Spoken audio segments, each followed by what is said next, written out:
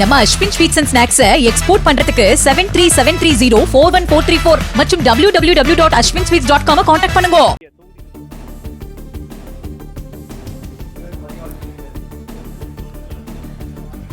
பிற்பகல் 3 மணி நிலவரப்படி திருவள்ளூர் மாவட்டத்தில் 71.04% வாக்குகள் பதிவாகியிருக்கிறது.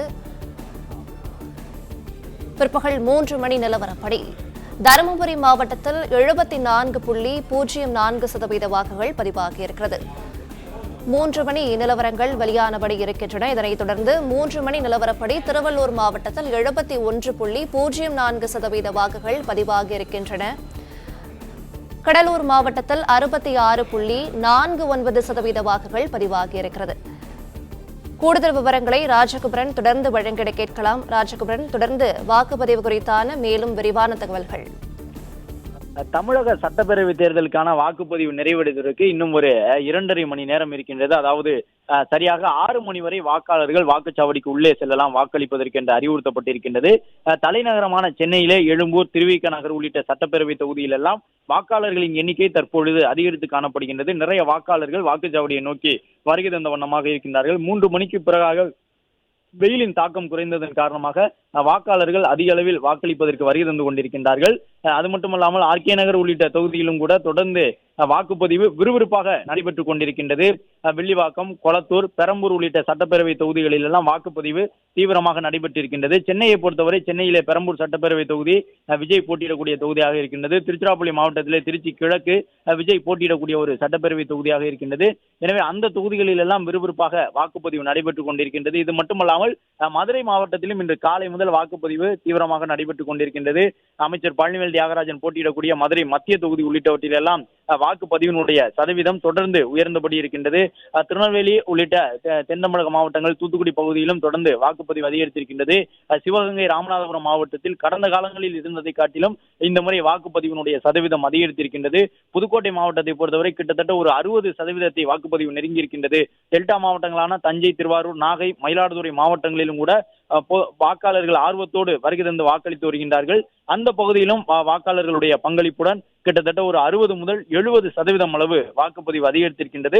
அதே நேரம் தமிழகத்தினுடைய மற்ற பகுதிகளை காட்டிலும் மேற்கு மாவட்டங்களாக இருக்கக்கூடிய ஈரோடு, திருப்பூர், கோயம்புத்தூர், கரூர் உள்ளிட்ட மாவட்டங்களிலும், நாமக்கல், சேலம், திருவண்ணாமலை உள்ளிட்ட பகுதிகளிலும் கூட தொடர்ந்து வாக்குப்பதிவு எண்ணிக்கை அதிகரித்த வண்ணமாக இருக்கின்றது. ஒரு சில தொகுதிகளில் எல்லாம் மேற்கு மாவட்டத்திலே 80% வாக்குப்பதிவு சதவீதம் நெருங்கிவிட்டது என்பதிலிருந்தே வாக்காளர்கள் எந்த அளவு ஆர்வத்தோடு வாக்களிக்கின்றார்கள் என்பதை புரிந்து கொள்ள முடியும். எனவே இந்த தேர்தலில் பதிவாகக்கூடிய வாக்குகள் ஏற்படுத்த போகின்ற தாக்கம் என்ன என்பது உட்பட பல கேள்விகள் இருக்கின்றன. மே மாதம் 4ஆம் தேதி வாக்குகள் எண்ணப்படும் பொழுது அவை முழுவதுமாக தெரிய வரும். சென்னையை பொறுத்தவரை விருகம்பாக்கம் தொகுதியிலே 70%த்திற்கும் கூடுதலான வாக்குகள் பதிவாகி இருக்கின்றது. சென்னையை பொறுத்தவரை நேரடியாக அதிமுகவும் திமுகவும் போட்டியிடக்கூடிய தொகுதிகள் தான் அதிகமாக இருக்கின்றது. அதிமுக கூட்டணியிலே மயிலாப்பூர் தொகுதி பாரதிய ஜனதா கட்சிக்கு வழங்கப்பட்டிருக்கின்றது. பெரம்பூர் தொகுதி கூட்டணியான பாட்டாளி மக்கள் கட்சிக்கு வழங்கப்பட்டிருக்கின்றது. அம்பத்தூர் தொகுதி பாட்டாளி மக்கள் கட்சிக்கு வழங்கப்பட்டிருக்கின்றது.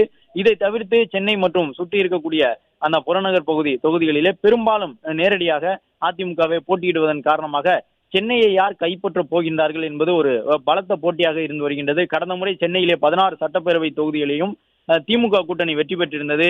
முன்னாள் அமைச்சர் ஜெயக்குமார் உள்ளிட்ட நட்சத்திர வேட்பாளர்களாக அதிமுகவிலே களம் கண்டவர்கள் கூட தோல்வி அடையக்கூடிய ஒரு சூழல் கடந்த முறை இருந்தது. இந்த முறை அது எவ்வாறு மாறப்போகின்றது என்ற எதிர்பார்ப்போடு அதிமுகவினர் காத்திருக்கின்றார்கள். 16 சட்டப்பேரவை தொகுதிகளை உள்ளடக்கி இருக்கக்கூடிய சென்னை மாவட்டத்திலே கணிசமான தொகுதிகளை அதிமுக கைப்பற்ற வேண்டும் என்று அவர்கள் முனைப்பு காட்டி வரக்கூடிய சூழ்நிலையில்தான் இன்றைக்கு இந்த வாக்குகளை ஏராளமான வாக்காளர்கள் தொடர்ந்து வருகை தந்து பதிவிட்டு வருகின்றார்கள். கரூர் மாவட்டம் குளித்தலை சட்டப்பேரவை தொகுதியிலே 76% அளவிற்கு வாக்குகள் பதிவாகி இருக்கின்றன என்பதை பார்க்கின்றோம். கரூரிலே குளித்தலை தொகுதியிலே திமுக மற்றும் அதிமுக நேரடியாக மோதக்கூடிய ஒரு தொகுதிகளில் ஒன்றாக இருக்கின்றது. கரூர் குளித்தலையிலே கிட்டத்தட்ட ஒரு 76% அளவு வாக்குகள் பதிவாகி இருக்கின்றன என்பதை பார்க்க முடிகின்றது. கடலூர் மாவட்டத்திலே 66% என்னும் பொழுது ராணிப்பேட்டை மாவட்டத்திலே 72% அளவிற்கு வாக்குகள் பதிவாகி இருக்கின்றன என்பதையும் பார்க்கின்றோம். எனவே வாக்காளர்கள் தங்களுடைய ஜனநாயக கடமையை ஆர்வத்தோடு நிறைவேற்றி கொண்டிருக்கின்றார்கள். இன்று காலை 7 மணிக்கு தொடங்கிய வாக்குப்பதிவு இதுவரை பெரிய அசம்பாவிதங்கள் எதுவும் இல்லாமல் தொடர்ந்து நடைபெற்றுக் கொண்டிருக்கின்றது. கலசப்பாக்கம் பகுதியிலே திருவண்ணாமலை மாவட்டத்திலே வாக்குப்பெட்டி உடைக்கப்பட்டதாக ஒரு தகவல் வெளியாகி இருந்தது. அதன் அடிப்படையிலே காவல்துறையினர் கிட்டத்தட்ட ஒரு 4 பேரை கைது செய்து விசாரணை நடத்தி வருகின்றார்கள். இதை தவிர்த்து தமிழகத்திலே எந்த விதமான சட்டம் ஒழுங்கு சார்ந்த நம்ம Ashwin sweets and snacks export பண்றதுக்கு 7373041434 மற்றும் www.ashwinsweets.com கான்டாக்ட் பண்ணுங்க. பிளே ஸ்டோர் மற்றும் ஆப் ஸ்டோரில் இருந்து பாலிமர் செயலியை QR கோடு மூலம் பதிவிறக்கம் செய்யுங்கள். செய்திகளை உடனுக்குடன் பெறுங்கள்.